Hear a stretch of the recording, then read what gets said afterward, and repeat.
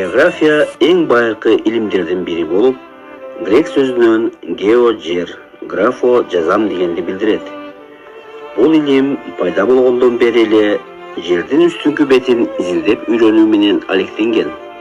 Ал үчүн көп жылдар бою жер шарынын булуң бурчтарына экспедициялар, сүзүүлөр уюштурулган. Бардык материк жана океандар ачылганча миңдеген жылдар өткөн. Бул убакыт аралыгында география илими жер бетинин жаратылышы, анда жашаган калк жана анын чарбасын изилдей турган илим катары өнүккөн.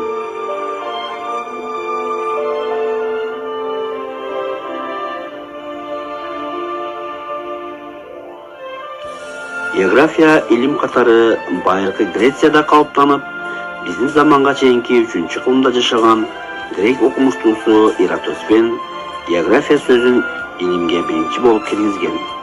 Ал өзүнүн географиялык жазуулар чыгармасында өзүнө чейинки жер жөнүндө топтолгон бардык маалыматтарды киргизген. Азыркы учурда география илими 2 чоң тармактан турат: физикалык география жана экономикалык география. Физикалык география жердин жаратылышын, анын катмарларынын өз ара байланышын, өнүгүүсүн изилдөөчү илимдер системасынан турат. Экономикалык география жердин калкы жана анын чарбачылыгын, жайгашуусун жана өсүп өнүү өзгөчөлүгүн изилдейт. География илиминин үйрөнүүнүн милдети жер шарынын өзгөрүүсүн, калктын иш аракетинин натыйжасында жаратылыштагы өзгөрүүлөрдү байкоо менен табигый ресурстарды абайлап сактап, келечек муунга өткөрүп берүү болуп саналат.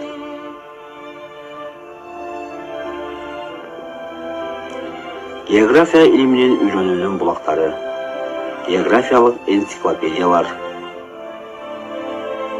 карталар жана атластар, географиялык газеталар жана журналдар,